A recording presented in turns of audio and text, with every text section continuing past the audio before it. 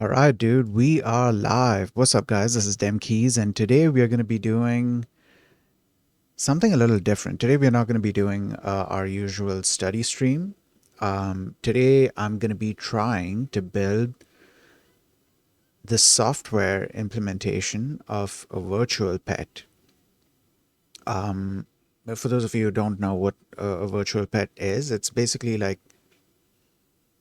it can be like a handheld device that in which there's a digital pet. You can hatch the pet from an egg or something, and then you can take care of the pet and do various activities with it, play with it, teach it stuff, feed it, stuff like that. You have to basically take care of the pet like you would in real life. Back in the day, these things were really famous. Uh, Back in the day, being like a good 3 decades ago. I mean, to a certain extent, they're still famous, but like I'm talking about like back in my day, we had these things. There was a huge craze surrounding these things, and I have a project that I'm working on, which is going to be an electronics project in which I want to build a virtual pet. So today we're going to be building the software implementation of it. I want to build the software implementation and run it on the computer before I move it over into the embedded electronics side. On the embedded side, I'm going to be using ESP32 as a microcontroller, and ESP32 supports MicroPython, so I'm going to be using Python, which is great because that makes it so I can do the prototyping in a desktop version first, and then I can do the remaining prototyping or well, then I can do the final product in the ESP32. So I don't have too many ideas for what I want to do in terms of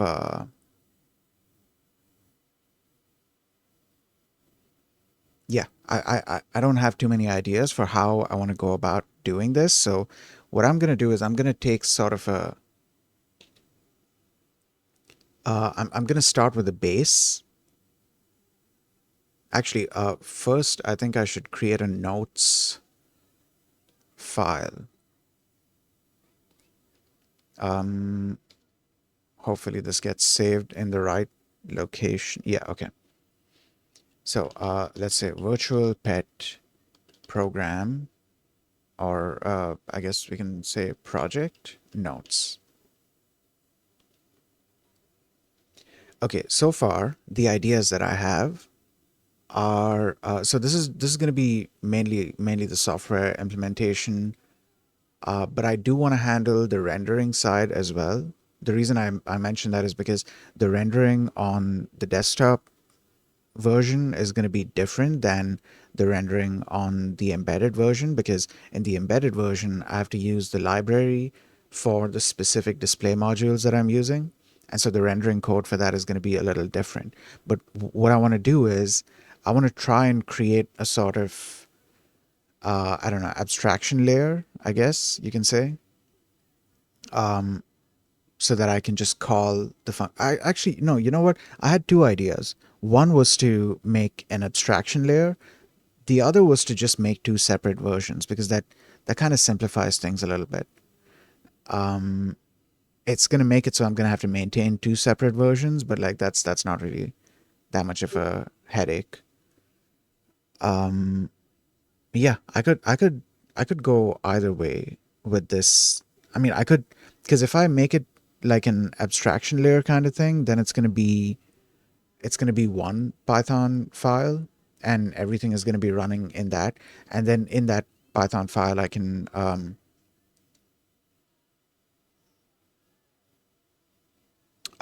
have, for example, something like the, wait, no, this is not the, what should I call it? Let's say main.py. Actually, this is, I'm supposed to create a new file here, main.py. Okay, so what I can do is I can at the top, I can set some constants. So, for example, well, I mean, in this case, it would be platform, and then I can set the platform to whatever. Actually, should I make it an enum? No, maybe I can have. No, you know what? Okay, let's try the abstraction approach, because that way I'll have everything in one file and I won't have to maintain two separate files. Though, okay, doing the abstraction thing, it could, to a certain extent, it works, but then when you have to deal with stuff like timing, for example, it can get a little bit complicated. So maybe I don't need to do an abstraction layer. I can just have the code for two separate things in the same file. Um, or, well, I mean, the code for two separate platforms in the same file. Should I do that? I don't know how good of an idea that is.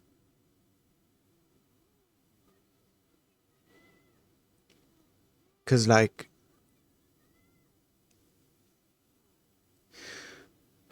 okay, so I guess this is the first thing that we're getting, that we're getting stuck with.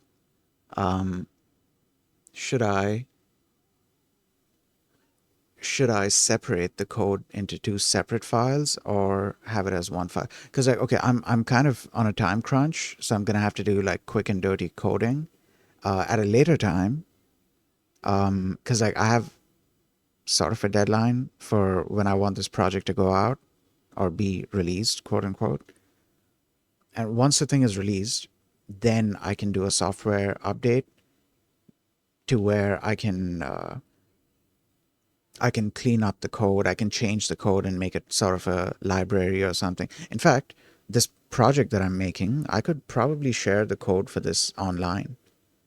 Actually, no, I was planning on sharing the code online, but I could also share the the schematics for the project that I'm working on, the schematics for the circuit and all of that stuff, because it's going to require I mean, from what I know, it requires an ESP32.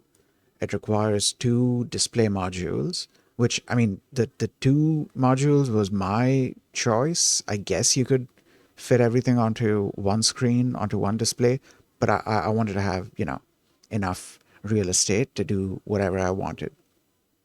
So that's why I chose two separate screens.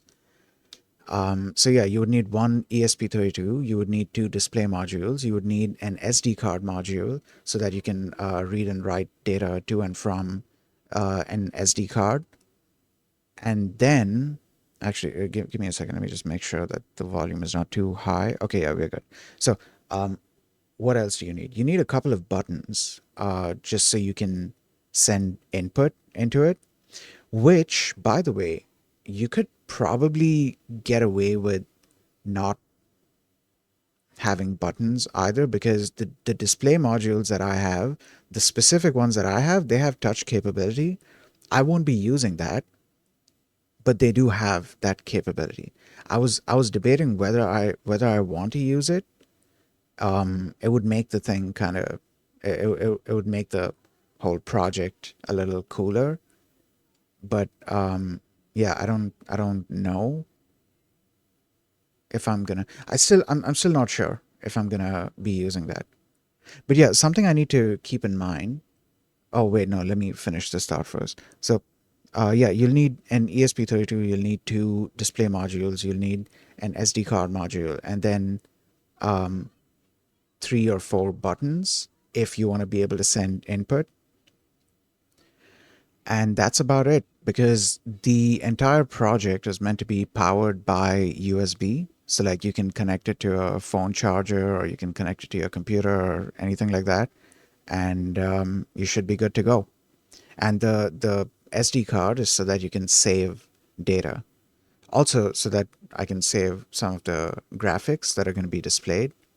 Because I don't know if the ESP32 has enough space to hold all of those graphics. It's not like they're big complex graphics. It's just that there might be there might be enough of them that it might be less. Or how do I say this? There might be enough of them that the storage capacity of the ESP32 might end up being less. So that's why I need to introduce the SD card. Fortunately, ESP32 does have, or well, MicroPython has a library for SD card related stuff, so I don't need to worry too much about. Actually, there's that. It's a similar thing with a bunch of other things.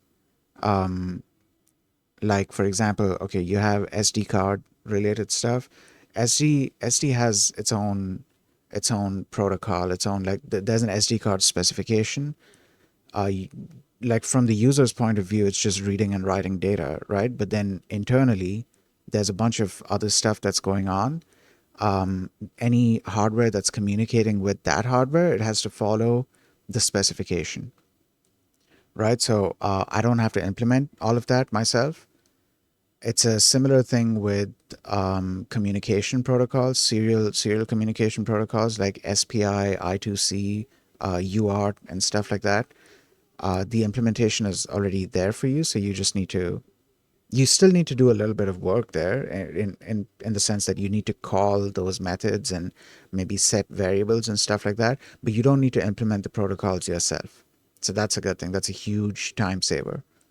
In fact, even the display module, there's a MicroPython implementation for it, so I don't need to.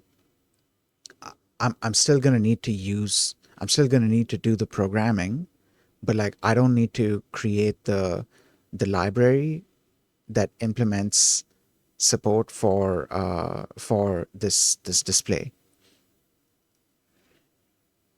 I I can just use the library that already exists, and it'll basically be graphics programming at that point. I won't be doing. I mean, I'm still going to be doing. It's going to be a mix of graphics programming and hardware programming, embedded programming, but it's going to be more graphics programming, fortunately, because a bunch of the heavy lifting is already done. A bunch of the hard work is already done because we have these libraries implemented. Okay. That being said, let's get back into this. So platform. Should I have um should I have one file or should I have multiple files? Because what I would need to do is, so okay, if I'm creating one file, I need to think about it in two ways. I need to think about when it's going to be running on the desktop and when it's going to be running on embedded hardware. Because when it's running on embedded hardware, I don't think I can pass parameters to it. Like the way that the embedded hardware works is as soon as you power the thing on, it it runs main.py, or I think maybe there's a different name. I don't remember, but there's a specific Python file that it's going to look for. And as soon as the hardware boots, it's going to run the code in that file. So I need to look.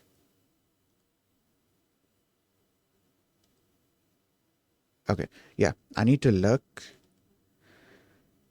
What was I saying? Yeah. I need to look at it from that point of view as well. I need to think about it from that point of view as well. That, yeah, I'm going to be running this on desktop, but I'm also going to be running it on embedded hardware. So I cannot rely on arguments, or maybe I can. I don't know if I can. I haven't. I need to look into that. I need to look into whether. I mean, like how would you go about entering arguments in that kind of situation?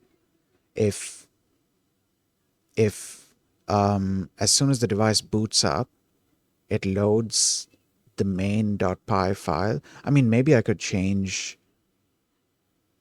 something in the bootloader, which I don't think that's really a good idea, especially if I could avoid doing that by just having these constants or these flags in the code itself.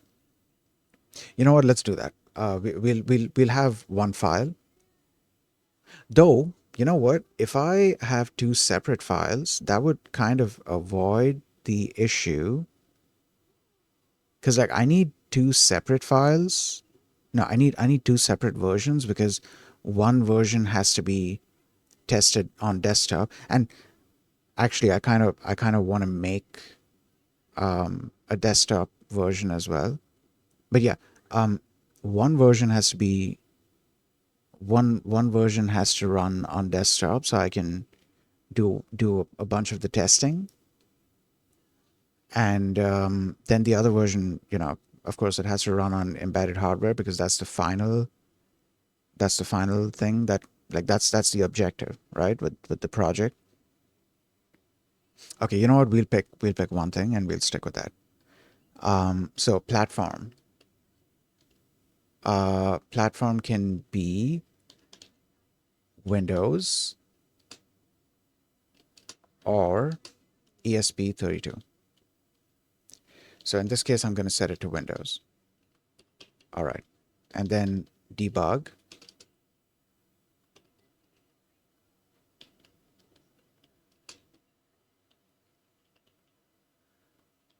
Uh, debug on, so that it gives. Wait, no. Should I do this as like a Boolean? Yeah, that's yeah. Okay, we can yeah. Display debug messages. No, print debug messages. Okay. So these are our two flags that we need for now, right? Then we can create a main function, which for now doesn't do anything. And here we can type, actually, do I need to do this name thing? If I'm running this in embedded hardware, I don't think I need to do the name thing. Oh, you know what? I don't need to do the name thing. However, I could check for the platform. So if platform is equal to Windows,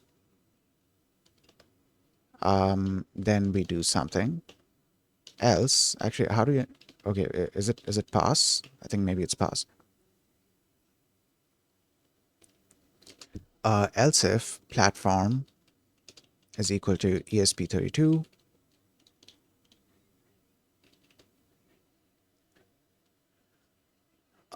then we do something. So this can be our code. Now, how do I want to go about doing this? Okay, so let's separate this.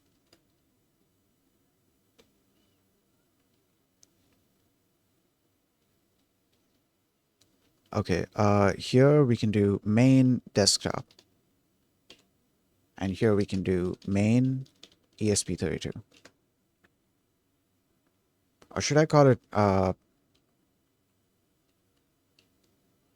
desktop runtime?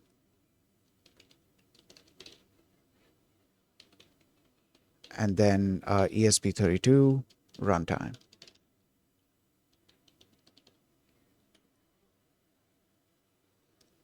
Okay, cool. So the idea with each of these is supposed to be that we are essentially running in a loop. Oh, dude, hold on. Wait a second. No, no, no, no, no. I just realized something. The code has to be added. I can't have both of them as single. I just realized that, okay, in the desktop version, I'm going to be using, give me a second.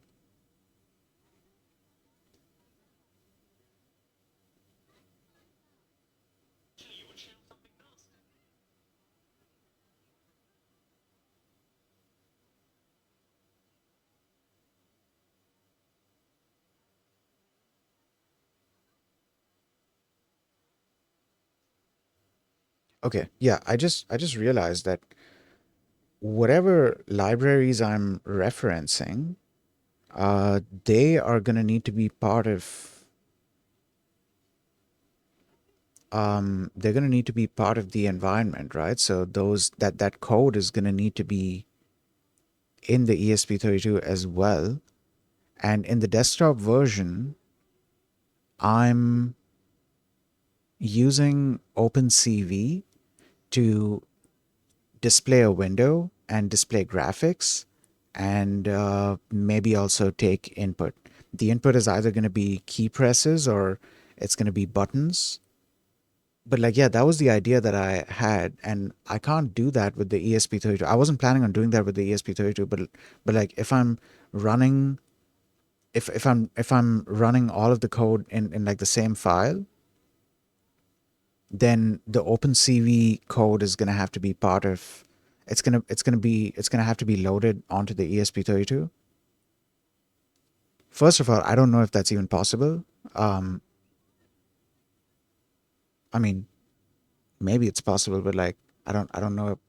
Like the code could be loaded. I don't know if it's going to run well because it's not meant for that platform. But also, it's kind of pointless loading it on there because first of all, it's going to be stupidly big.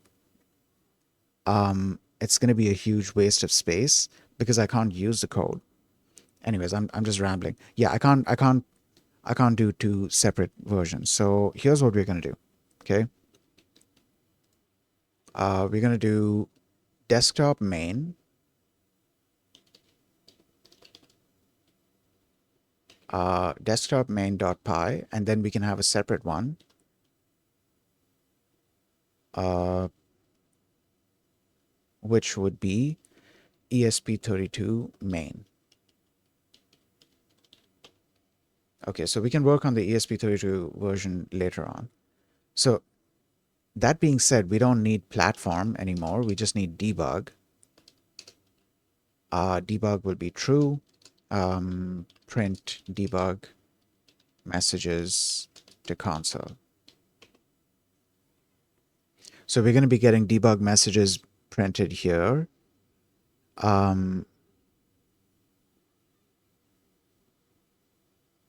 Actually, I was considering, I wasn't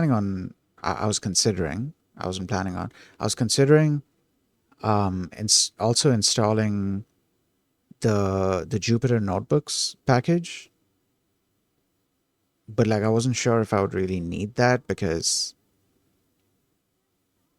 well, I mean, a lot of the code that I'm going to be writing, it's gonna it fits much better. It fits much more well with this setup where I'm just using one file and executing all of the code at once, as opposed to having to do it in cells. Which, I mean, the cells have their own advantages, but like in this case, it's not really providing that much of an advantage. Okay, so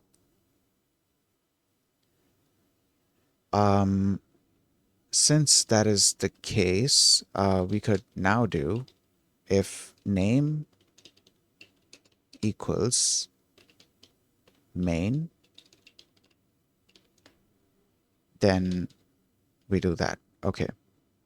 And then here we can define main.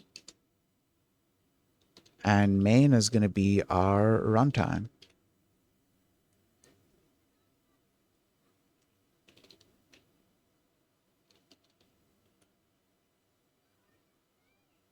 So the idea is we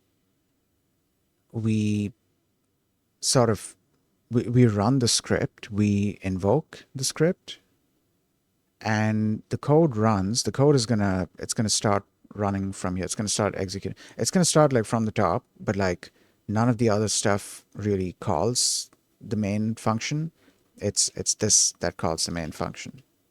So it's gonna get to the bottom and then it's gonna start executing from here. And then all of the other stuff has already been defined up there.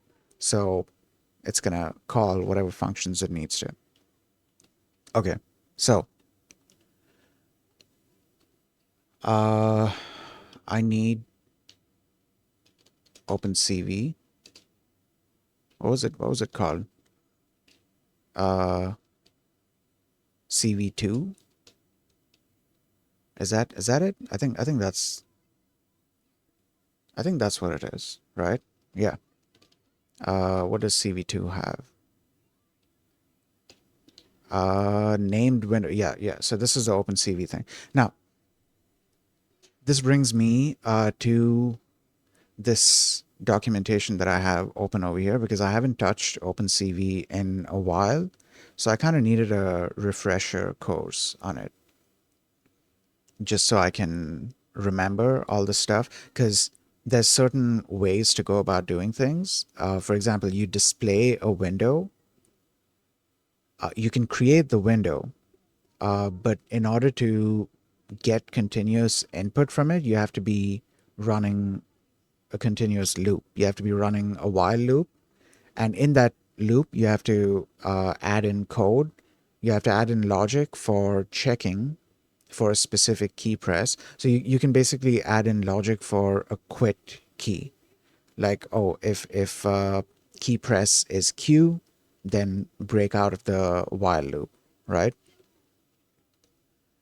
And then, of course, all of your other logic is also going to happen within that while loop itself, because that's basically that basically becomes your rendering loop. So if you're trying to, I don't know, display any kind of animation, you can display images. You can display one image. You can display multiple images. You can control the timing of when the images are displayed. So basically, in that way, you can display videos. You can also read frames from a webcam and then display those frames. So it's essentially you get a live webcam feed.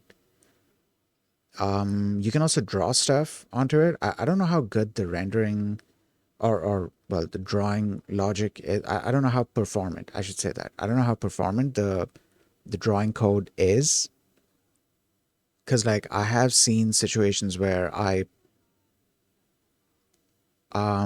started to get lag spikes, not just lag spikes, it was straight up lag. It wasn't like every now it wasn't like every now and then lag. It was just it slowly started to slow down because I had like a bunch of stuff that I was rendering. Cause like I think I tried to do it when I was yeah, when I was doing the media pipe stuff. I was trying to capture like body pose markers and stuff, and I wanted to display the markers on the screen. So there would be like I would draw a circle for each marker, and there were maybe I don't remember 20 plus markers, 24, 30 maybe. I don't remember, but there were around that number, and I also wanted to display text. Actually, text was where the issues started because I think it's a little slow in rendering text. So if you start trying to render a lot of text, then like things slow down. So I mean, why am I even talking about this? I don't remember why I was talking about this. Okay, so I need to just go through this stuff real quick so I can display a window and then I can capture input and okay, I don't need to look at the installation. This is all installation? Yeah, okay. So we can try loading up an image.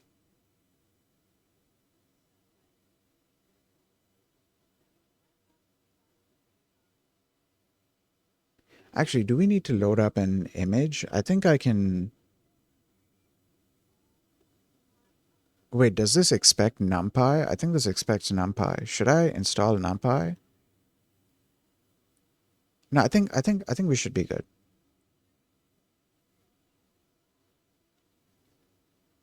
Okay, so we can create a new window. So let's call it win01 equals cv.named window. And the name of The name of the window can just be Win01. Doesn't really matter. If I run this, it's gonna run and then it should close as well, right? I don't need to close it myself.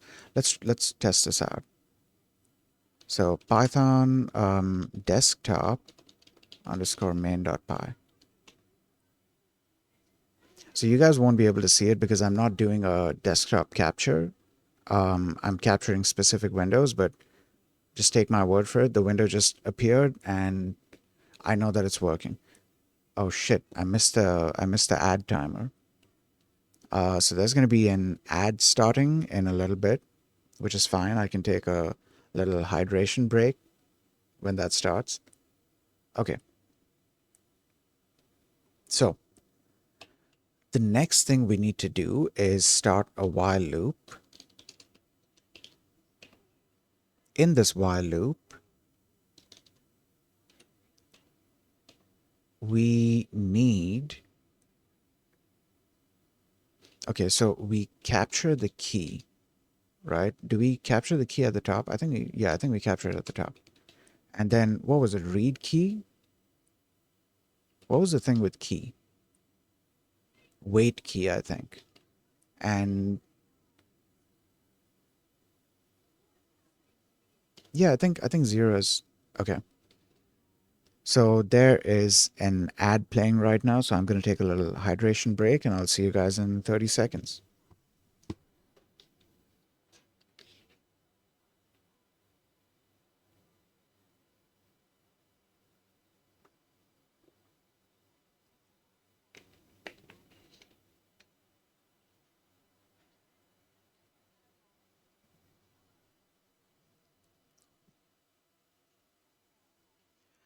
All right, welcome back. So, um,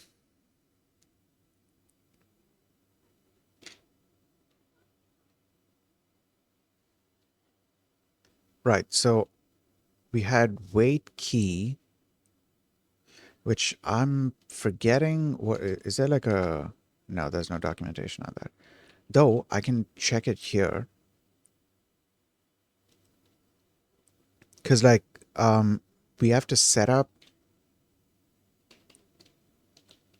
basically this is supposed to be our thing. Like if key equals ord, um, let's say q, then, oh, actually, you know what? I could bring the key logic down here.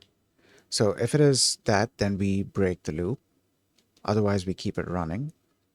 And in the meantime, we can probably display something. So we can create an image. Let's say img01 cv dot read image, I think. I forgot how you load up images. It's fine. I can just load a blank window, and if this code works, then it should wait for me to hit Q. There it is. Okay. So when I hit Q, then it does that. All right. So that is our basic rendering loop. Now I need to display images here. Actually, I should be displaying it as two. You know what? No, here's the thing. I need to separate this. Dude, I think I need to find a way to display this window whenever it appears. How do I do that? Because the issue is that the window only appears when I run the script. And I don't want to do a display capture because, well, the performance is horrible. How do I go about displaying this? Like I could do a display capture of one specific portion of the screen and just have like, Okay, hold on. Let me take a look at the displays that I have and see what the size is, because the images that I'm going to be displaying are, what was the size, dude? Actually, I could Google it on a separate screen. I have the display nearby, but like I don't want to get up and go there. I can get up and go there. Okay, hold on. So ST7735. I believe that's the one that I have, unless I have an ILI 9 something something. What was it? 2.8? Yeah, dude, I think that's the one that I had. And I believe the resolution for that is 320 by 240. Hold on, give me a second. Let me get up and go and look at the screen.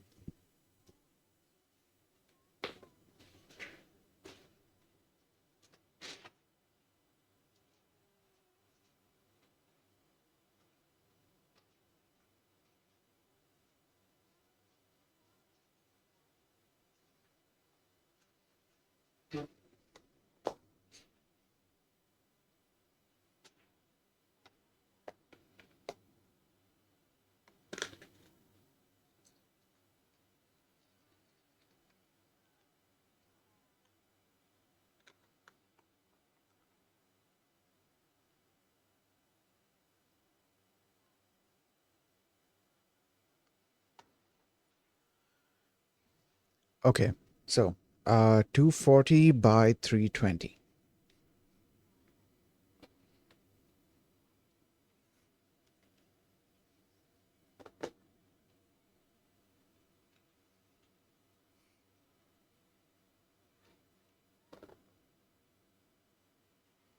Yeah, 240 by 320. Uh, Let me write it down here before I forget. Oh, actually, I could note down the size here, right? So, what is it? Height? Yeah, height is 240 and width is 320. So that's the screen size. So that's kind of what I want to mimic here. But the thing is, I'm going to be doing two screens. So I would then need it to be, multiplied by two and multiplied by, actually, no, just height multiplied by two. So that way I would be displaying like two separate things. Yeah, yeah. I think that's a good way to go about it. Dude, what if I tried to display two separate windows? I think that's a better way to go about it. So we can have window one and window two. Oh, I just realized I'm not cleaning up the resources, so I'm not sure what was really happening to all of those. So there's destroy all windows. Can I destroy it from here? Is there a destroy thing? No, there isn't. Okay, cv dot uh destroy window, that takes the window name, but in this case I just need to destroy all the windows. So I need to remember to do that. Was there something else to release all the resources as well? I can't remember. There was something to release as well, right? No, I don't think so. Okay. All right, so we can have two separate windows. One window can show, um, should I call it display one? Maybe I should call it display O1 and display O2. Or disp O2, disp O1.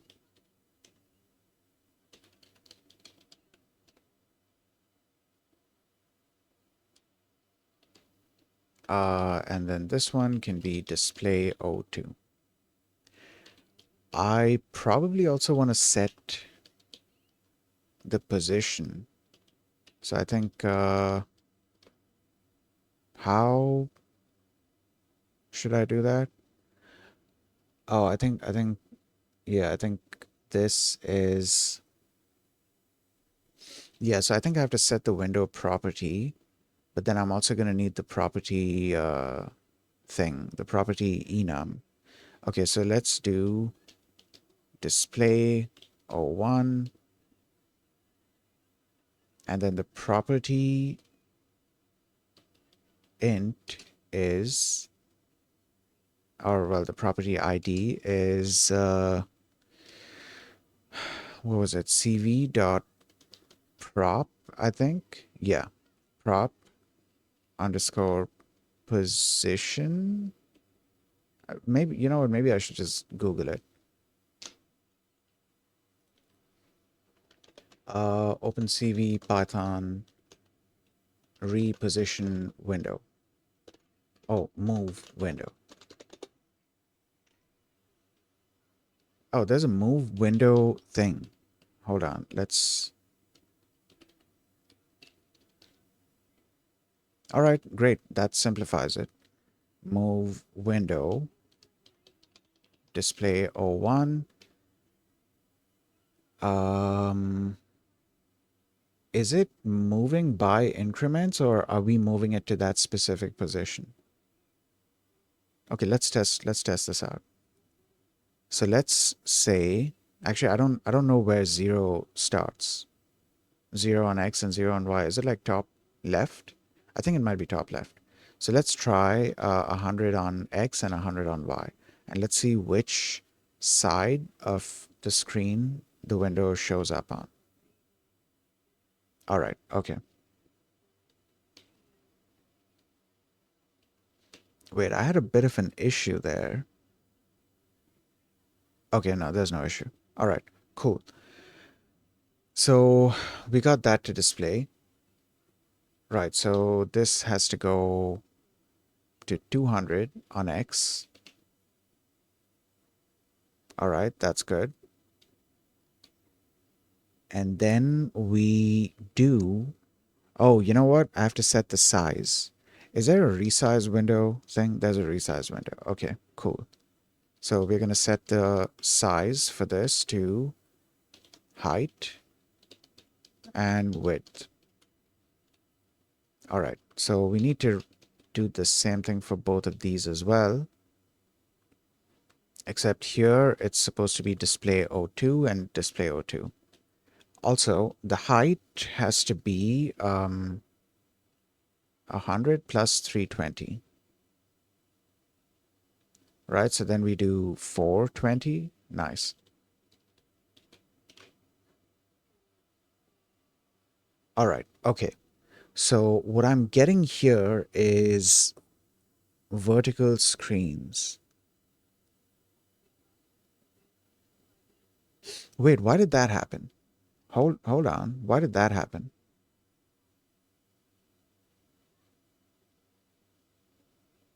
Oh, it's because okay, so I assumed the height and width would be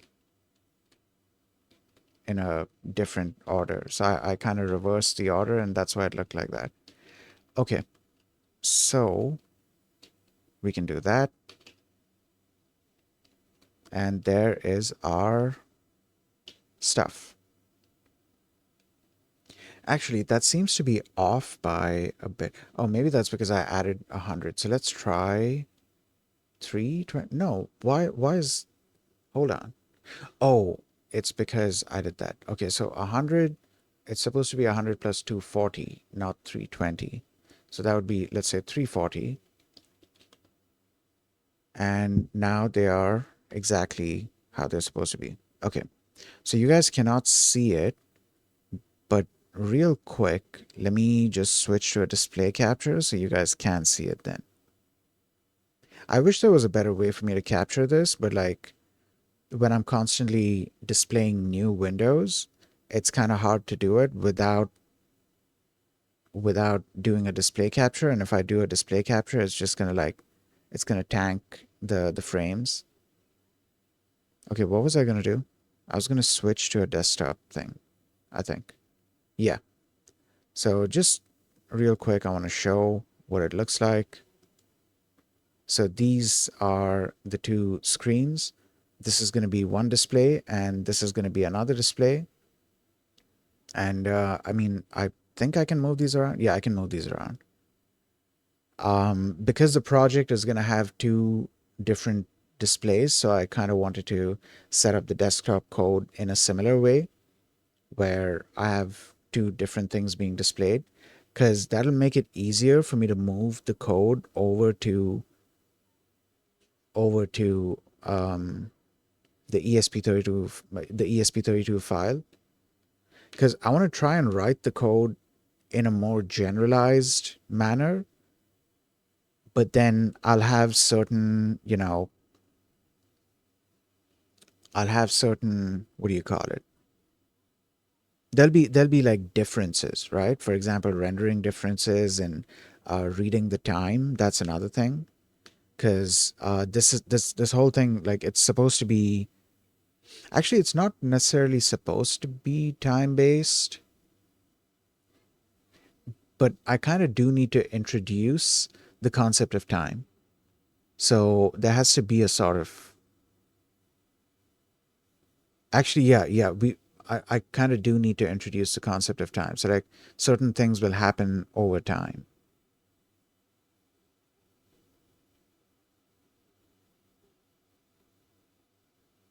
Yeah, yeah. So sorry, I was for a second there. I was just thinking about how I would go about implementing this and fitting this into the while loop in the desktop code.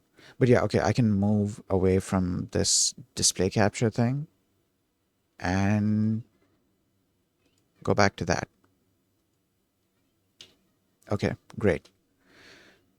So, um, we have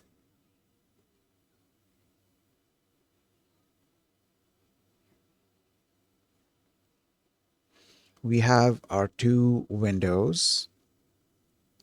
In these two windows, I how do I go about doing this? Okay, so we can start with the time uh, namespace or the time module, and time gives us a couple of different, well, time related functions and properties and stuff.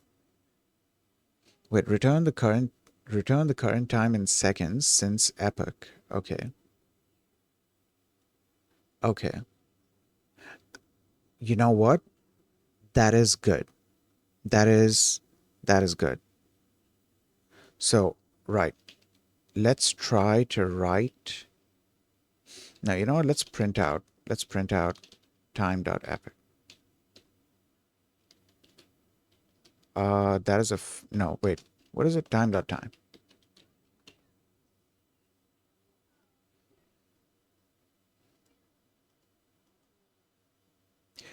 Oh, that's interesting. It's stuck. It is not moving.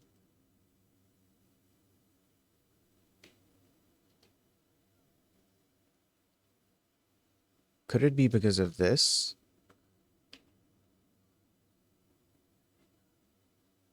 Oh, yeah, there it is. Okay. So I think zero basically means it's going to infinitely wait for a key. Whereas if I give it a certain time, then you know what? Hold on.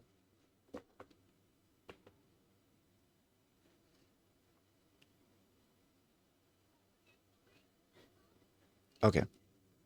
So, what was I doing? Yeah, yeah. All right. So this time is still going.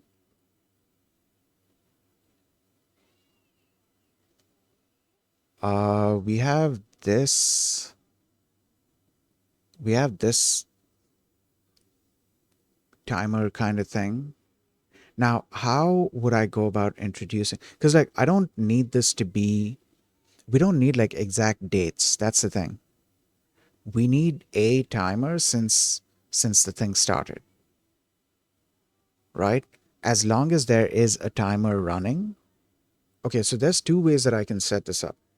One could be that I set I set an epoch since um, since actually since when? Since reset. I set an epoch since reset, and then the time just keeps going from that point on, right? Can I do that? Okay. Can we reset the epoch?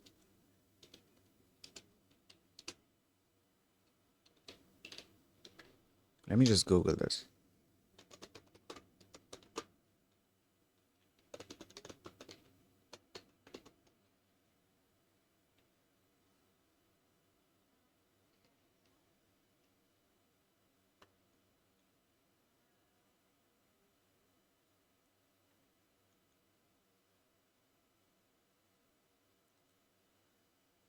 Uh, oh, you know what? Maybe I should open up the documentation thing here. Give me a second.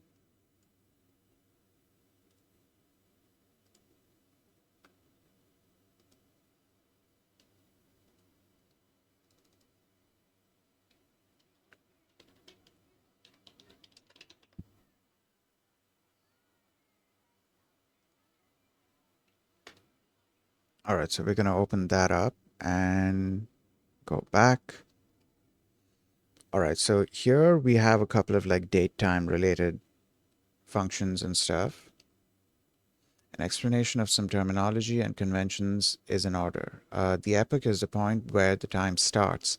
The return value of time.gmt so and so. It's January 1970 on all platforms. Okay. The term seconds since epoch refers to the total number of elapsed seconds since the epoch, typically excluding leap seconds. Leap seconds are excluded from this total on all POSIX compliant platforms. The functions in this module may not handle dates and times before the epoch or far in the future. The cutoff point in the future is determined by the C library. For 32-bit systems, it is typically 2038. Okay. All right.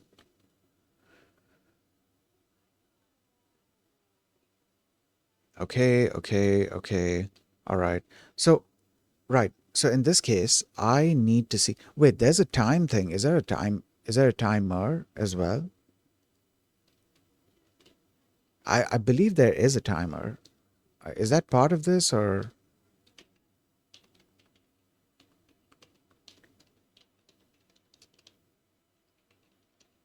maybe that was only on the. No, there is. Okay.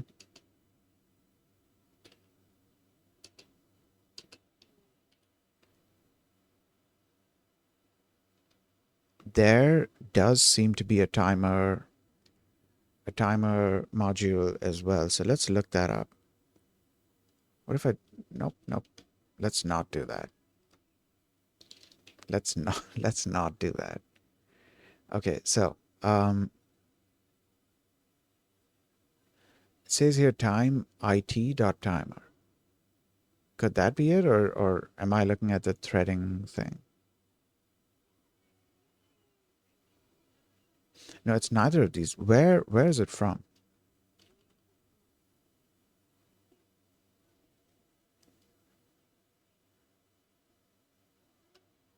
Where exactly does timer come from? So let's try timer.setTimer. Okay. So why isn't timer showing up over here? Could it be this? I don't think it's this. I don't think it's this.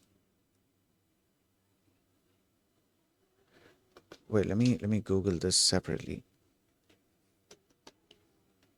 Python timer class. Timer objects, timer module. This class represents so and so. All right, give me a second.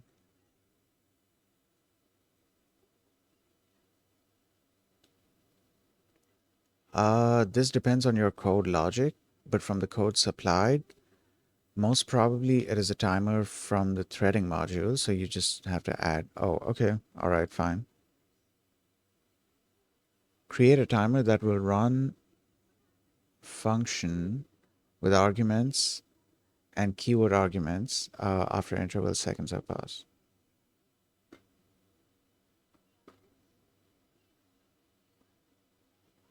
I don't think this is what I'm looking for. Okay, so we're gonna step away from this. For now, um, what I'm looking for here, how do I wait, did the music stop? Okay. All right. So, what exactly how exactly do I want to go about doing this? Cuz like I want to set an epoch, and then I want to measure the seconds since that time.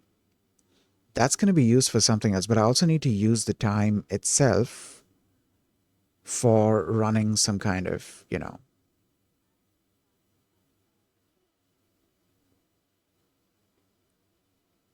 for running some kind of simulation. I need to have like a time, I need to have the concept of time there so that a simulation can run, but I want it to run at like a fixed interval, a fixed interval kind of thing.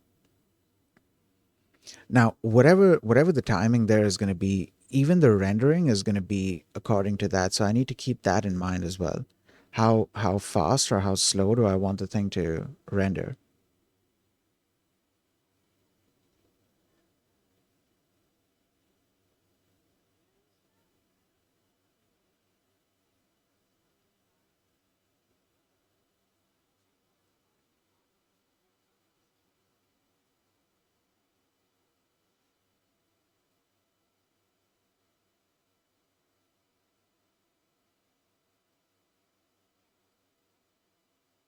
Oh, sorry, zoned out. Okay, give me a second.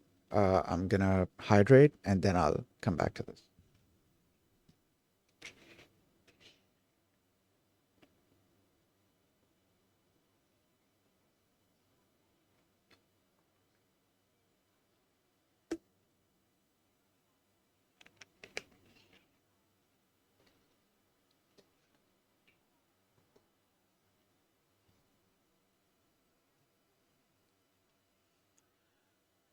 Okay, so um,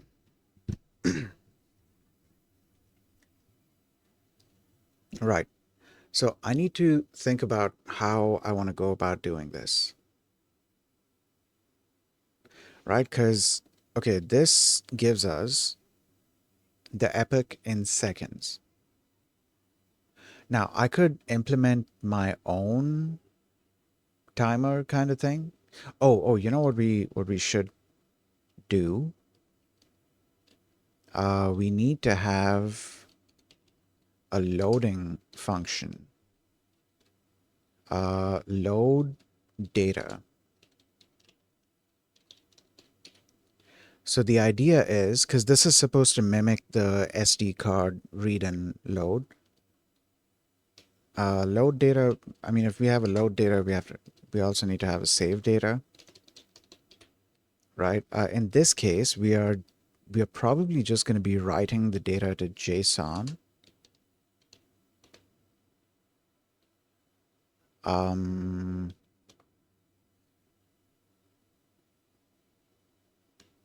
I forgot how you use the JSON thing. Like, what are the functions? I think it's dumps, right? I think it's dumps. Serialize object to a JSON formatted string. Okay. All right.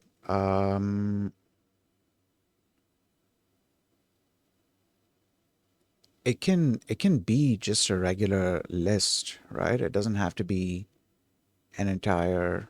Oh, you know what? It can be a dictionary. It doesn't have to be. Yeah, yeah. It can be a dictionary, and then I can read that same dictionary.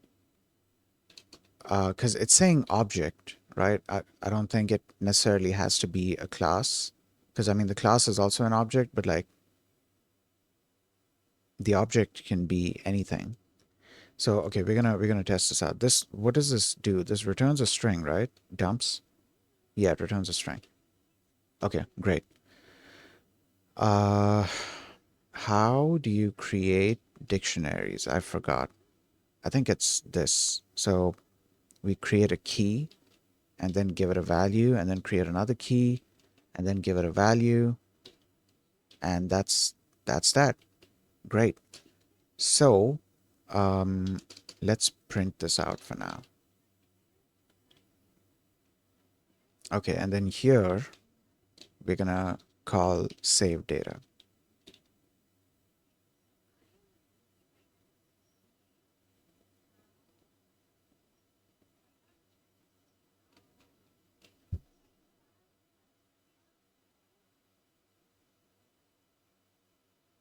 Oh, that's interesting. There's no timer named module. Okay. Yeah, okay, so I'm not sure why IntelliSense was showing that. All right, whatever. Let's let's just run this, and yep, there is our data. So this data can then be written to this data can then be written to a file.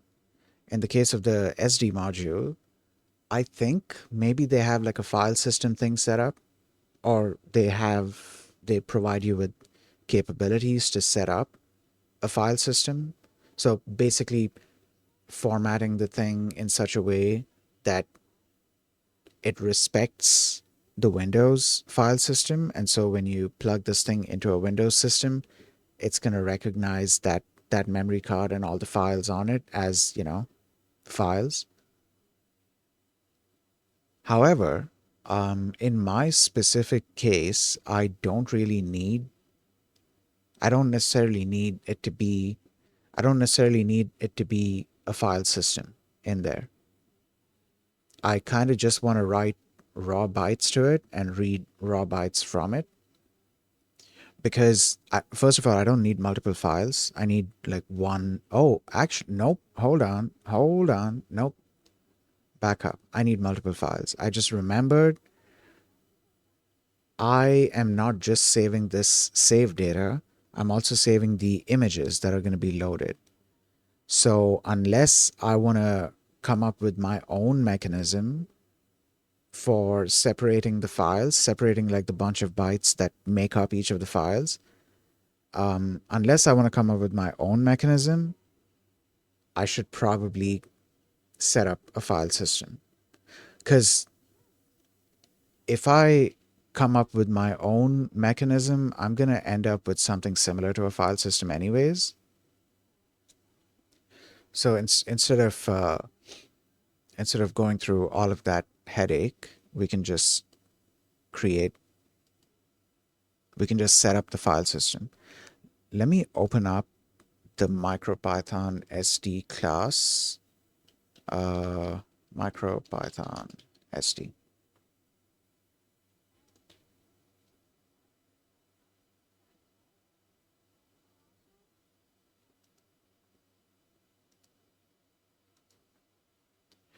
Okay, so there's a thing here that says MicroPython driver for SD cards using SPI bus. Let me just bring my SD module and see if it's SPI or something else. Give me a second. I'm just gonna grab it real quick.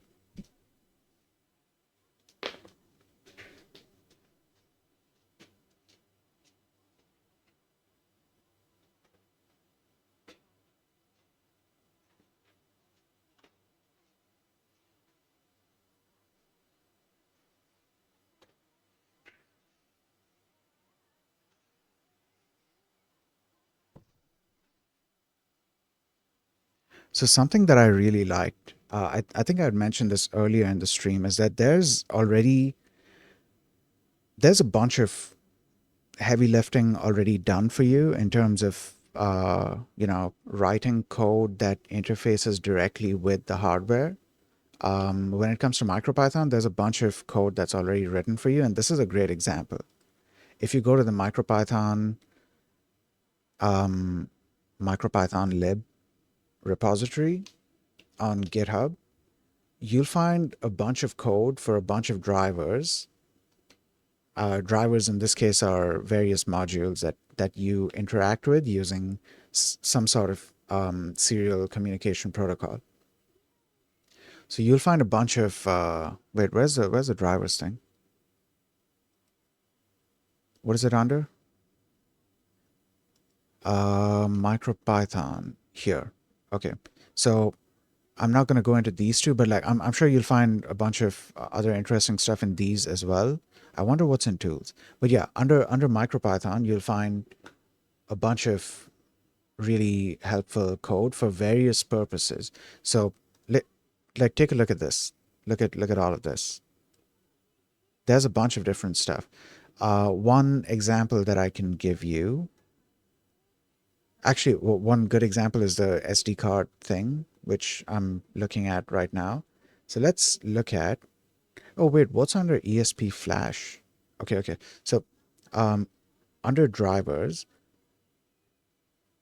you have drivers for like a bunch of different modules. You have code for the drivers.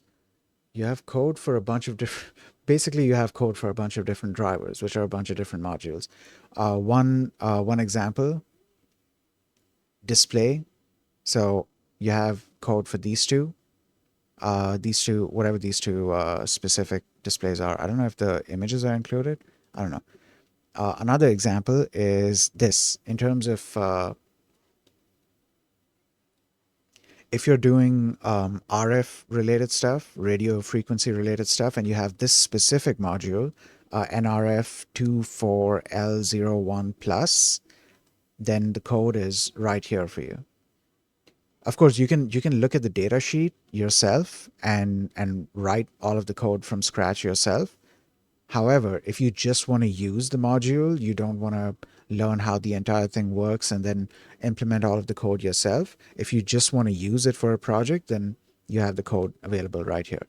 And just like this, there's uh, a bunch of other very helpful Python files, a bunch of helpful code for various things. SD card is one of them over here. I should actually run through this code at some point, just so I can get a better understanding of what exactly it is doing in terms of communication. That being said, oh yeah, I did open up sdcard.py here. This is what I was looking at. So, does it talk about... Oh, another thing I need to look into. Somebody had suggested this, and actually one person had suggested this. Dude, I love when, you're dealing with something open source and like somebody from the community helps you out with information. Because like when I got started with doing ESP32 stuff, there's a bunch of things that I didn't know, right? So I slowly learned about the various tools that are available for various purposes. And one of the tools, shit, at this point I even forgot the names of those tools. There were two. So one was PyBoard, and another was PicoCom. Yes. So okay, PicoCom is useful for doing serial communication stuff. Like if you have devices that you want to send... What's a good way to say, like, what's a good description? Let me just Google it. Because like, okay, what I was using PicoCom for was getting a Python REPL over serial. So basically I could connect an ESP32 to my laptop via USB, and then through that there would be a serial communication, there would be serial communication going on, and and I could fire up PicoCom and get a Python REPL, a Python prompt. So I could then use the Python interpreter, use that prompt to enter individual commands, just like how you would if you had like a Python interpreter running on your on your computer. In a similar fashion, I could enter individual commands and those commands would then be sent over to the ESP32, which is connected. So that's what I was using picocom for, to basically get the serial communication and have like a serial prompt. And then I was using PyBoard for copying files onto. So PyBoard it's a very useful tool. It's got a bunch of useful features. One of the things that I was using it for was file system related stuff, because there's a file system on the ESP32 that contains a couple of files. Two that I'm aware of are the bootloader and main.py. So main.py is what gets loaded once the ESP32 has booted. So it's going to run any code that you want to execute.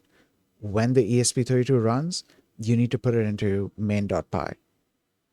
So I wanted to be able to copy entire files into the ESP32, and PyBoard gives you the commands to do that. It gives PyBoard is capable of doing that and a lot more. So I'd give me a second. Let me just make sure the music is not too loud. Okay, yeah. So I'd made a post on Twitter just as a reminder for myself for the future, that like in case I forget, in case I take a break from doing electronic stuff and then I come back and I don't remember anything, then I can refer to that post. I've made a bunch of those kinds of posts in the past, and they've actually been useful for me. Anyways, I made that post, that reminder for my future reference. Picocom does so and so, and PyBoard does so and so. And then somebody replied, and somebody posted in the comments that in both of those cases, what is it called? MP remote is a good tool to use, because MP remote is able to do that and much more. And up until this point, I hadn't heard about MP remote, so it was a surprise to me. I was like, okay, cool. I'm definitely gonna check it out. Thanks for the information. So I looked it up and I was like, holy shit, dude, this does exactly what I'm looking for, and then some, and then a lot more, actually. It does a bunch of the work for you. So ever since then, I've been using MP remote. Right. I forgot why I forgot why I was telling this story, but okay, whatever. Okay, so let's see. Implementation specific details. Different implementations of the SD card class on different hardware support varying subsets of the options above. What are the options above? The constructor takes so and so. Oh, okay. All right. All right. Miso and Mosi are SPI related. Clock is also SPI related. Chip select is also SPI. Though I mean, maybe something else also uses that. I'm not sure. Um, so yeah, I think oh yeah, I was supposed to look in my modules. Hold on, give me a second. I have the SD card thing here. So the pins that I'm looking at are chip select, clock, MOSI, MISO, and VCC and ground. So yeah, this probably uses SPI. Okay. Oh yeah, I think the reason why I was talking about, I don't know how I got to the topic of like MP remote. Um, but yeah, I was talking about a thing where, oh yeah, so the person that told me about MP remote, that person also suggested to me um, mounting certain portions of or certain folders onto your ESP32, which I'm kind of interested in learning how that works, because it seems like that could make things a little easier. And dude, it's great because like MP remote does, like I mentioned this before, that MP remote does a bunch of other stuff. For example, actually, you know what, why don't I just bring it up here?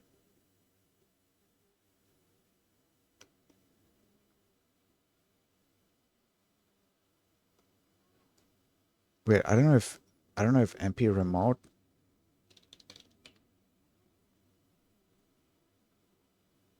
Yeah, there it is. Okay. So this is MP remote. It has a bunch of useful features. One that I wanted to show right now is, I think it's run, maybe. Yeah, run a script from the local file system. This will execute the file from RAM on the device without copying it to the file system, which is super. It's super helpful because this makes it so I don't need to copy a main.py file into the ESP32 in order to run it. And this is just one example of a bunch of the pretty useful stuff that you can do with this program.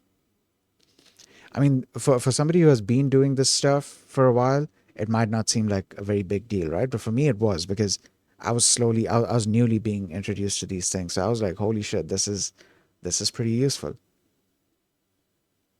Now, there was another thing about mounting something. Okay. And I'd seen this with PyBoard as well. I never fully understood the idea there. From what I understood, it was something similar to, and I could be wrong with this, but from what I understood, it was something similar to, you basically find like a folder, and that folder, you can mount that onto the ESP32, or basically have that as a representation of something that's supposed to be on the ESP32. And so any files that you create in there, they'll automatically be created in the ESP32 as well. This was just an assumption that I made. I don't know what the exact thing is, so let's read it. Mount a local directory on the remote device. This allows the remote device to see the local host directory as if it were its own file system. Okay, so it is something similar. It's not copying, it's like reading directly from the file system, which, I mean, then it might be copying it. Actually, I don't know how it's handling it internally, but yeah, okay. I don't think I was all that far off. Um, Even if I think I got the implementation side of it wrong. Either way, it doesn't matter. So this is useful for development and avoids the need to copy files to the device while you are working on them. There you go. Yep, it is super useful. I could do this. Actually, I could do this. So you know what I could do then? I could mount a folder, and then I could save, or well, I could create the main.py file there, and then I could save that file. And then each time I save the file,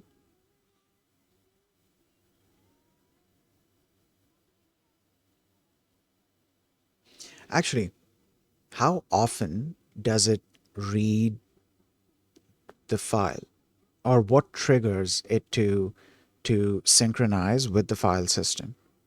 Okay, let's read this. Let's read this whole thing, um, just so we can get an understanding. Okay, mounts a local directory on on the remote device. This let me just zoom in. This allows the remote device to see the local host directory as if it were its own file system. This is useful for development and avoids the need to copy. Dude, we were supposed to be working on the fucking virtual pet. What are we doing? Okay, whatever. It's fine. That's just how this goes. This is useful for development and avoids the need to copy files to the device while you are working on them. Okay, the device installs a file system driver. Hold on. The device installs a file system driver, which is then mounted in the device VFS, in the device virtual file system, as slash remote, which then uses a serial connection to MP remote as a side channel to access files. The device will have its current working directory via so and so set to remote, so that it imports so that imports and file access will occur there instead of the default file system path while the mount is active. Note, if the mount command is not followed by another action in the sequence, a REPL command will be implicitly added at the end of the sequence. During usage, Control D will trigger a soft reset as normal, but the mount will automatically be reconnected. If the unit has a main.py running at startup, however, the remount cannot occur. In this case, a raw mode soft reboot can be used. Control A, Control D to reboot, then Control B to get back to normal REPL, at which point the mount will be ready. Okay, I need to play around with this to understand what all is going on here, because there's a bunch of stuff here that I need to understand. I also need to understand the device virtual file system.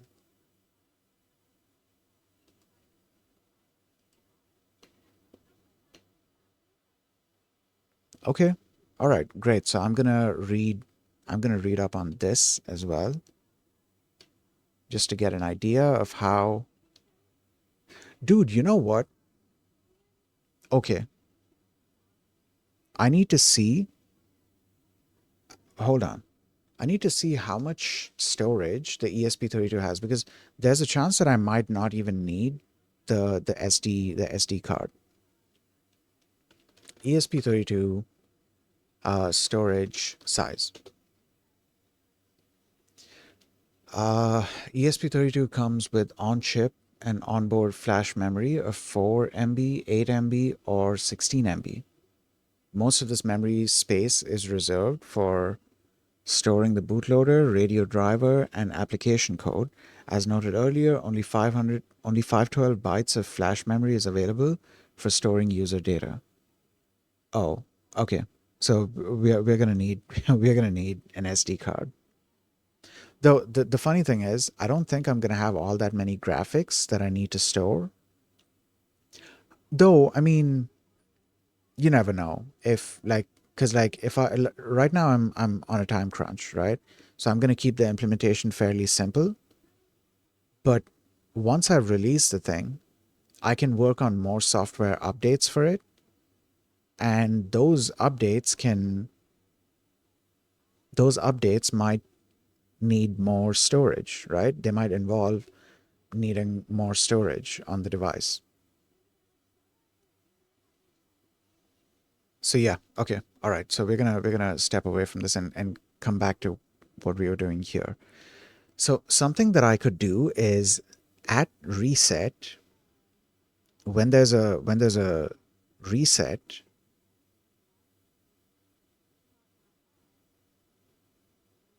how do we detect that there's a reset?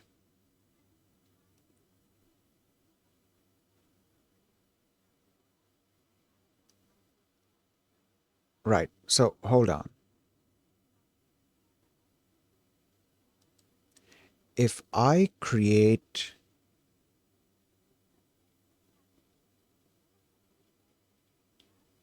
I need to save this. I need to save the format of this dictionary so I don't forget it and then end up having issues. So I could add something in here that says um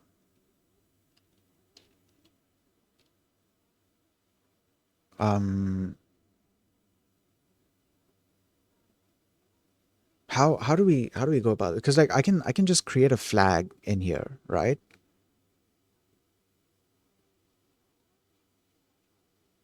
What should I call this?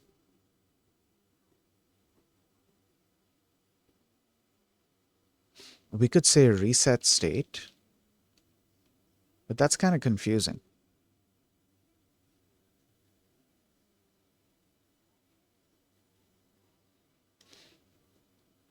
We could okay, so we could do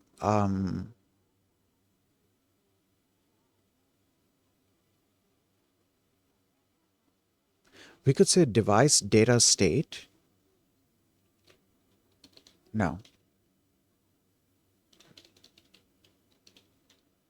If I say reset state can be one of two. It can be either a continuation or, but then that's not really a reset state. That's device state, right? Device state can be continuation, for lack of a better word, or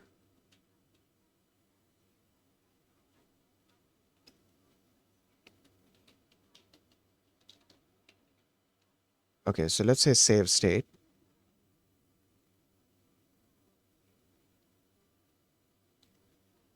Okay, so we can say new save.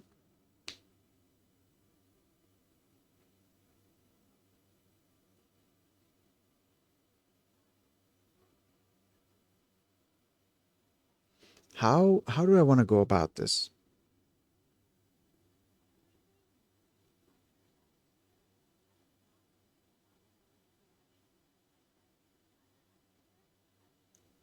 Because like the whole idea is that okay, if there's no save game, if there's no save state, or there's no save file, then it's gonna continue. No, no. If there's no save file, then it's gonna restart. But if there is a save file, then it's gonna carry on with the save file.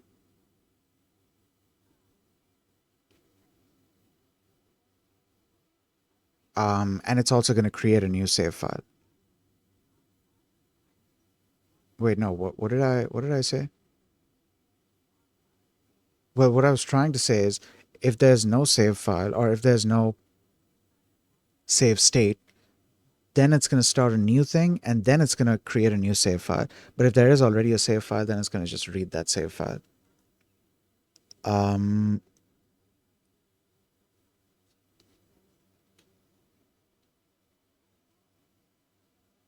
okay. Okay. All right.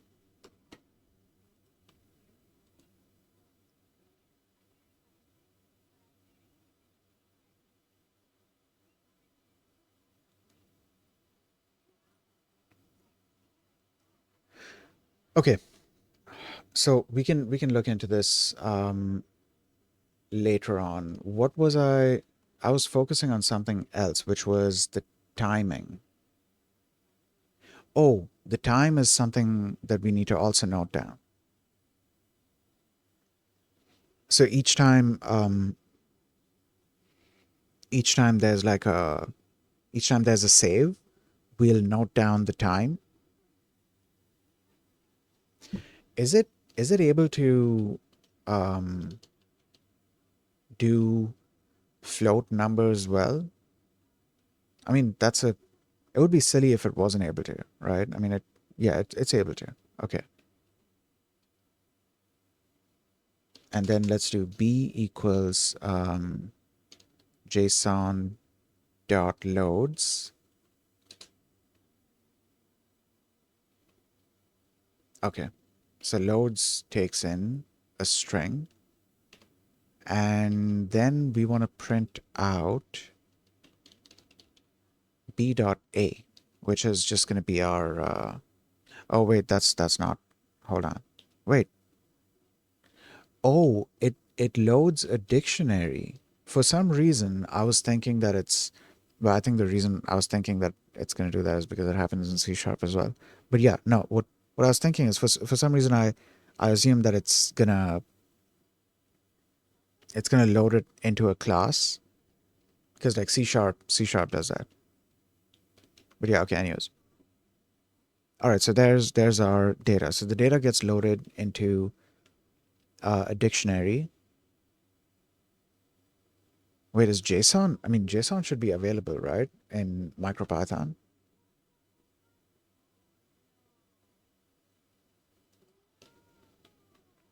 Let's just confirm, because I think JSON is part of the standard library.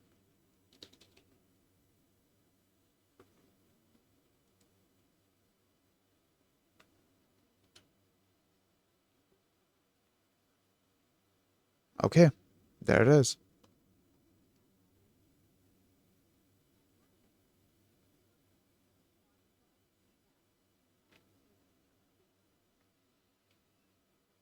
All right, dumps and loads. Great, awesome. Parse the JSON string and return an object. It raises a value error if the string is not correctly formatted. Okay, awesome, cool. Okay, so that is our save data thing, right? Um,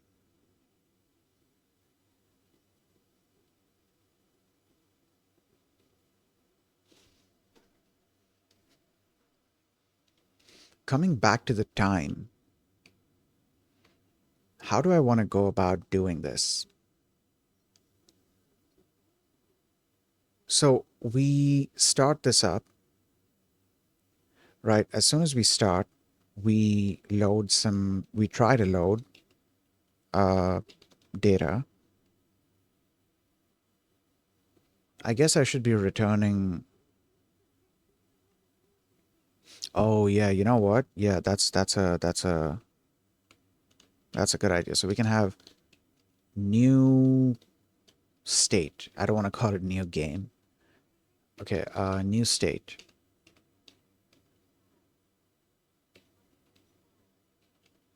And we can have this return 0 or -1. So if it returns 0, it was successful.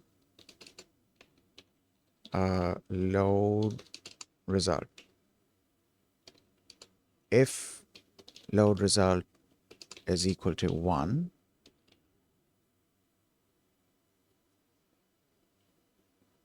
actually, if it's equal to 0, then we go to main. Else if load res is equal to 1. Wait, what's the convention here? 0 is supposed to be, yeah, 0 is supposed to be none, and oh, should I miss the add timer? All right, well, there's an ad playing right now, so I'll see you guys in 30 seconds.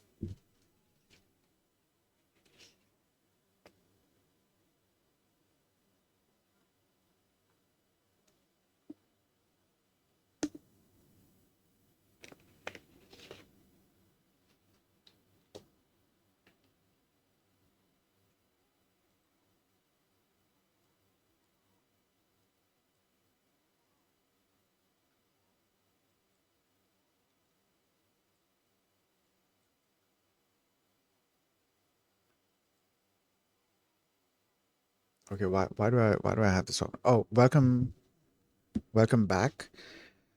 We are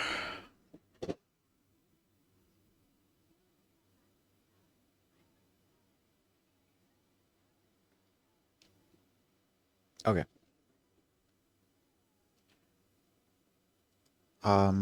Yeah, we are here.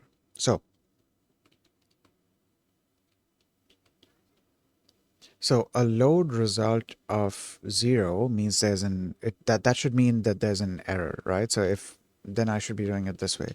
If load result equals 1, that's a success. 0 means there is an error. Meaning we need to create a new save data thing. Actually, no, hold on. No, then we just need to call a new state. So we call new state, and then from new state, in new state, a bunch of things are going to happen, and then we're going to call main.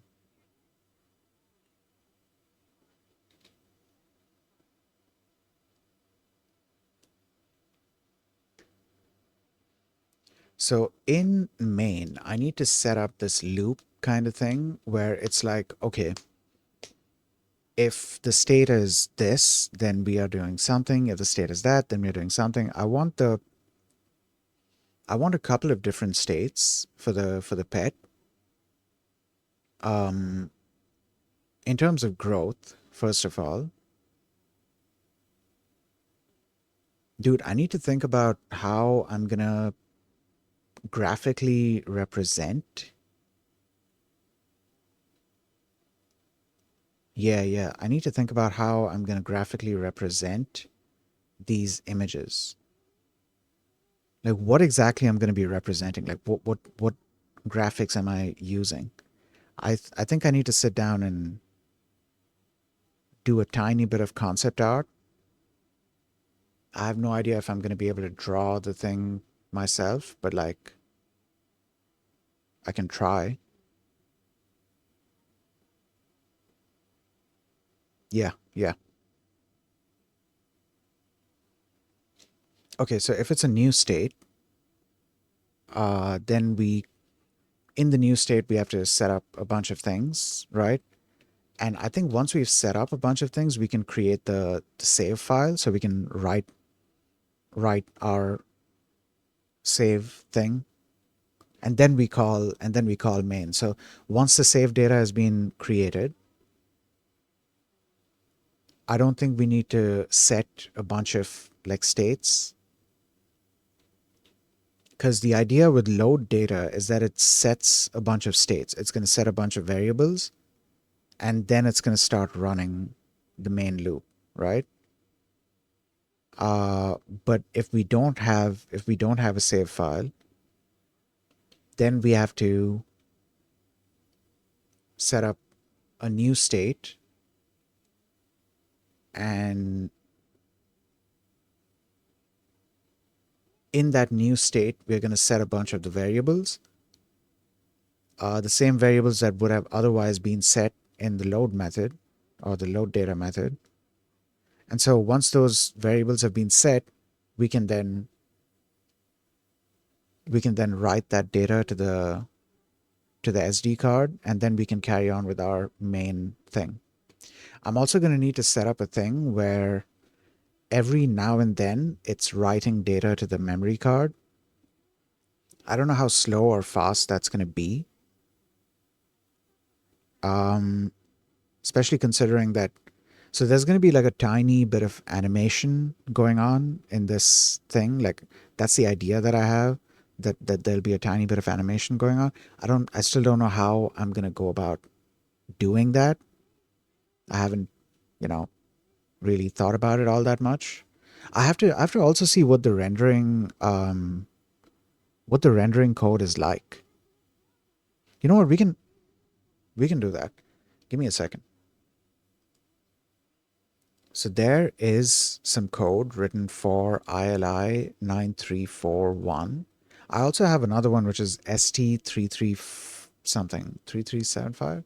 I think it was 7735. And fortunately, there's code for both of them. But the recent ones that I ordered are these. We can transition back. Okay, so this is one that I found. There's another one as well. Full write-up is on my website. Okay, all right, cool. All right, so this is one implementation. Somebody else also has an implementation, or maybe that was for the ST. I don't remember. But yeah, somebody has already written, this very helpful library. So I can use this. I fully intend on using this. Let's just take a look at the functions. Wait, you know what? There's demos here. Let's take a look at the demo code. There's a color wheel. There's fonts, means you can write text. There's demo images. Inversion, mirror, orientation. Okay, cool. We can rotate. Hell yeah. SD. Oh yeah, dude. I just remembered this. These modules, they have an SD card slot in the back. Dude, you know what? I think I can use that. I don't think I'm gonna need to use my SD card module separately. I can probably use the thing that's on this itself, especially if it's part of the library. Then like that saves me a bunch of headache because I don't need to worry about connections and stuff. Actually, I kind of still need to hold on. Well, I think I kind of still need to worry about connections, maybe because it doesn't seem like the SD card. It doesn't seem like the SD card connections are. Oh, maybe the connections provided separately are in case you want to interface with it like separately using some kind of microcontroller. But like if I try to do this without having any connections. I think it should still work because there might be internal connections. I'm hoping so. I should read up on this.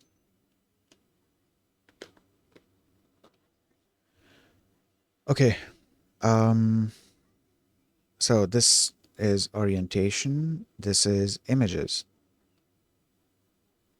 Great. So drawing images is just this simple. And it's reading the images from here, apparently. Is it reading directly from... How does it know where to read from? Okay, display equals display, display.draw image. How does it know where to read from? Is it reading from the... Hold on.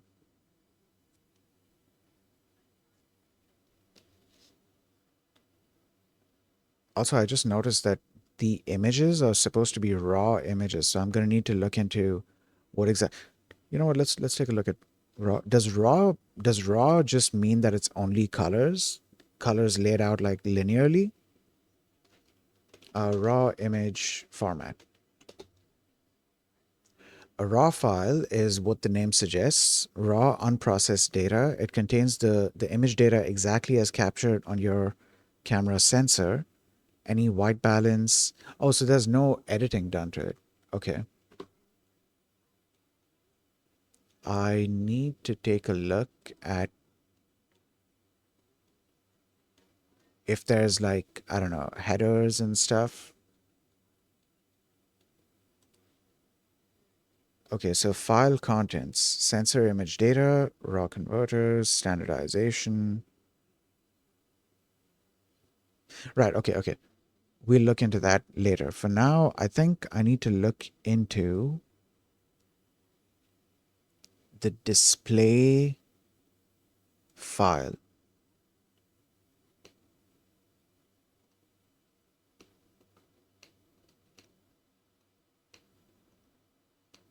Hold on, where is that?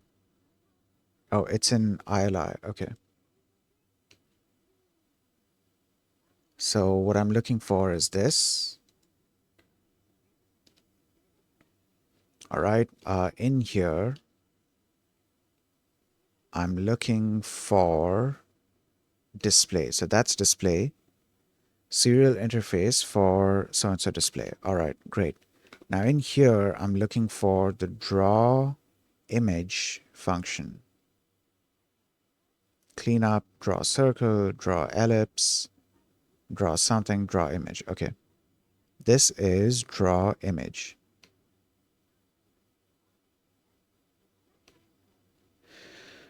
Draw image from flash. So I'm assuming that's the SD card. Yes. Okay. All right. So I need to see where exactly it is reading, where exactly it is like interfacing. F.read. What is F here?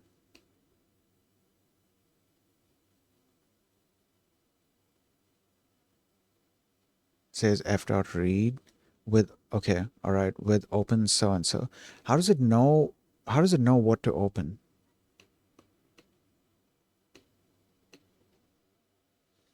How does it know what to open?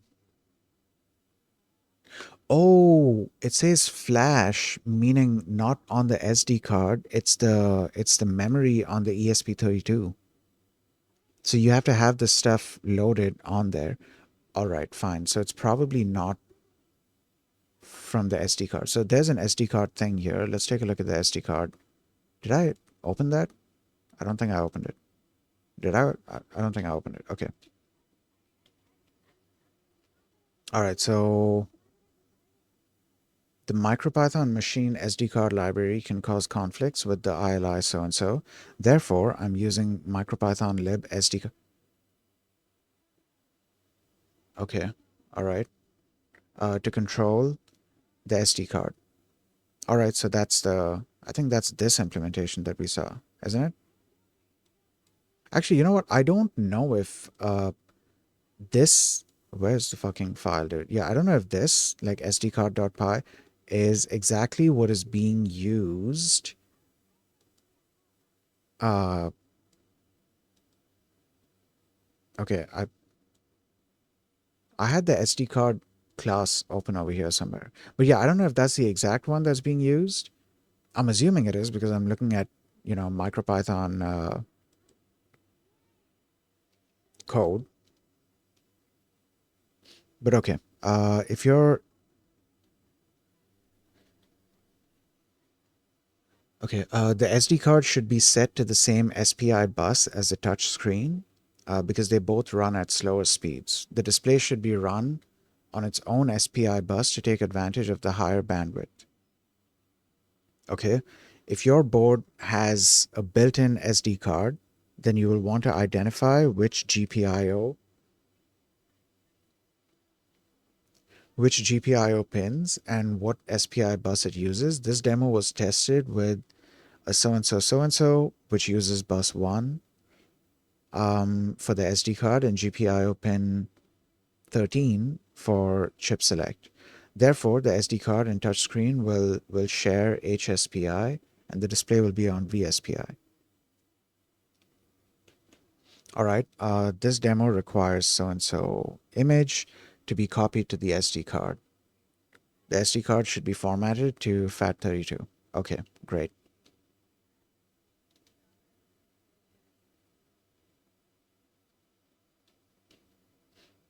All right, so this is a demo class. All right, so we have a touch thing. Okay, great. Where is it reading? Where is it reading?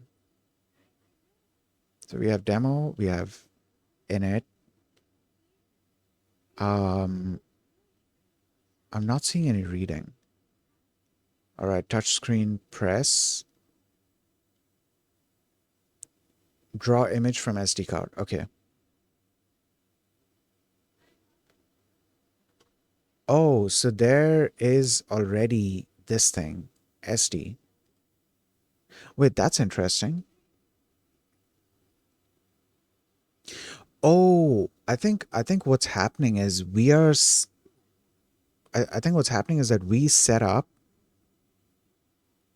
the connection for the SD card using the extra pins that are provided. So anyways, we would have to treat it as if we are interfacing with um, an SD card module.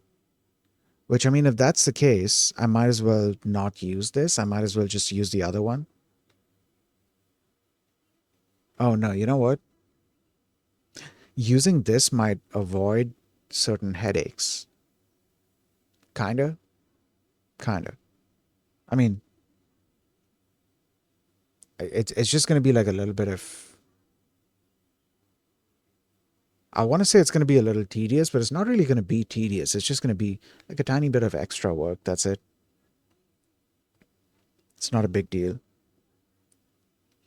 Besides, that way I'm gonna also get practice of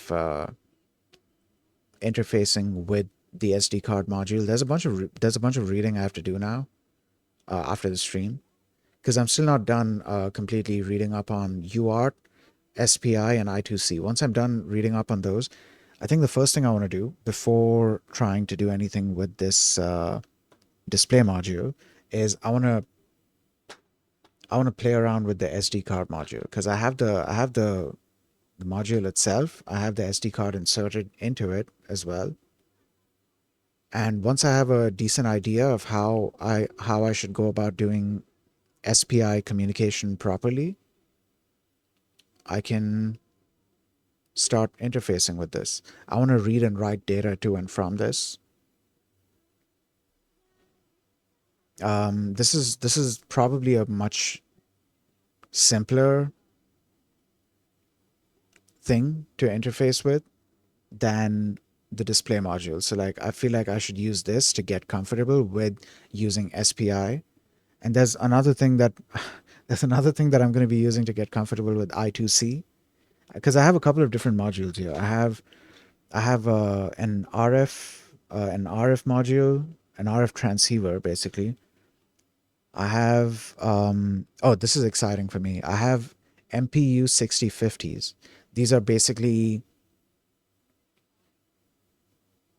what do I even call this? These are IMUs. These are inertial measurement units or inertia measurement units. These modules contain both a gyroscope and an accelerometer.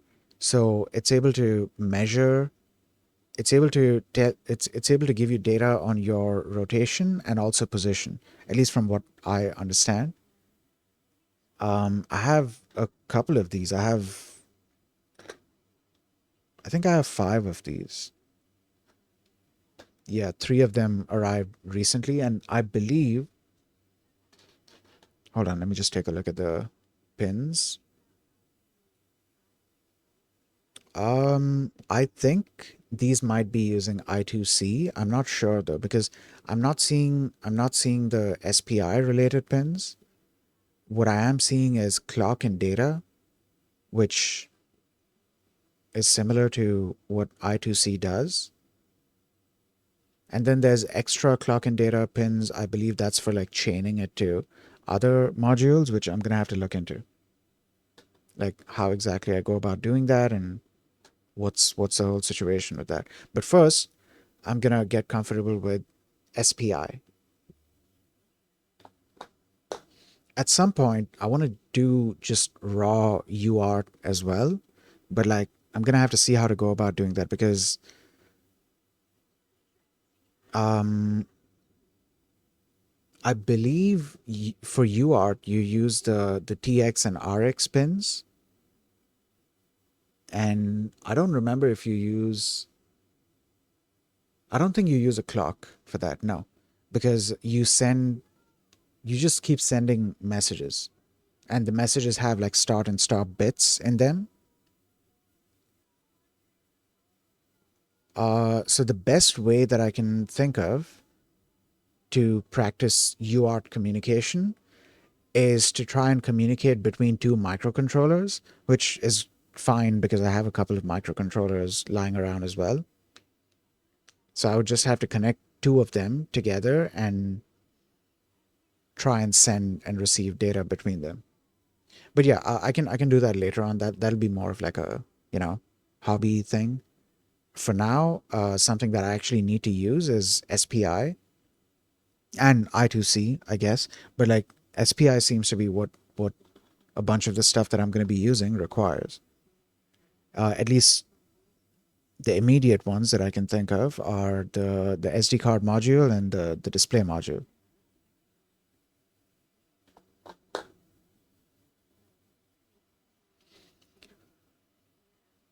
Okay. Uh, right.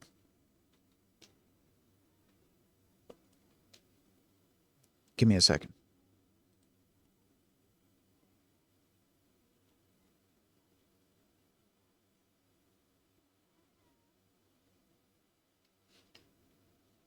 Okay. So now I was looking into this code. Um, I need to figure out. I think I need to sit down and figure out a workflow.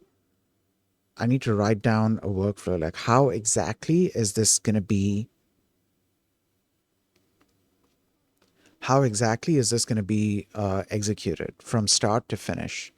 So like when we first started up, then there's not going to be a save file, or at the very least there's going to be a save file and it doesn't have any data in it, right? So when we figure out that there's no data in it, then we start a new state basically, and then we go from there. So in the new state we'll set a bunch of the variables and then run the main loop. And in the main loop, actually no, in the main function in the while loop, we're going to have, I'm going to need to set up a thing that not only keeps track of time since birth, since, you know, the first reset, or well, actually, you know, time since reset, not the first reset. Time since reset, we need to keep track of that. and keep that timer going as well, because I'm going to be using that for something. But also, I need to be able to use time to create a frame rate kind of thing. And I need to see to what extent I can make the frame rate and the time match up. I don't know. I don't know if that makes sense. I don't know if what I just said makes sense, but like I'm trying to make it so I can use the time to create a frame rate.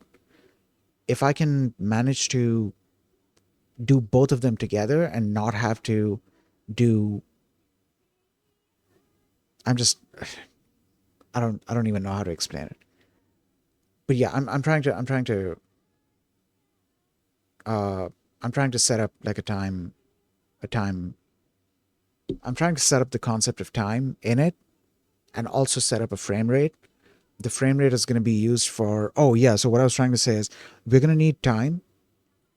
We also need a frame rate to control how the graphics are displayed. We also need to introduce we also need to control the speed of the update loop. That's what I was trying to say. We need to control the speed of the update loop. So I'm gonna need to see how I can incorporate that into this. I'm gonna need to see how I can incorporate that into the while loop, because the while loop by itself is just gonna keep running, right? I don't want it to be running that quick. Um, I have to see, because maybe I could have it running that quick, but then based on the amount of time that has passed, which I'm already keeping track of, based on the amount of time that has passed, at every few intervals, I could do something. So I could introduce a time rate in that way. I could control the update rate in that way. Yeah, because if I do it in that way, then within this while loop, I'm not going to be slowing things. Actually, that's a much better idea, because what I was going to do is I was going to try and slow down the update loop. I was going to try and slow down the while loop, but that's not a good idea, because if I need to do anything else within that while loop, all of that is going to get slowed down. And what I'm mainly trying to slow down is the update frequency and also the frame rate. Um, so it's not a good idea to slow down the while loop itself. I can I can set up timers for like each of the different things. One of those different things being, the update the update frequency. I can set up timers for that kind of stuff. But yeah, dude. Okay. So, um that being said, I think I'm going to be ending here. Do stick around, because I'm going to be rating Little Witch Oz. Oz is cool, people. You guys should definitely check her out. Actually, I mean, we are going to her channel now, so, check her out. Um, I'm going to try and stream again tomorrow. I need to I need to sit down and finish reading about UART, SPI, and I2C. I also need to, well, I need to then use that knowledge to interact with or interface with these different modules that I have. I also need to sit down and think about a good workflow for this program that I'm writing. Um, yeah, yeah. So I have quite a bit of stuff to do today.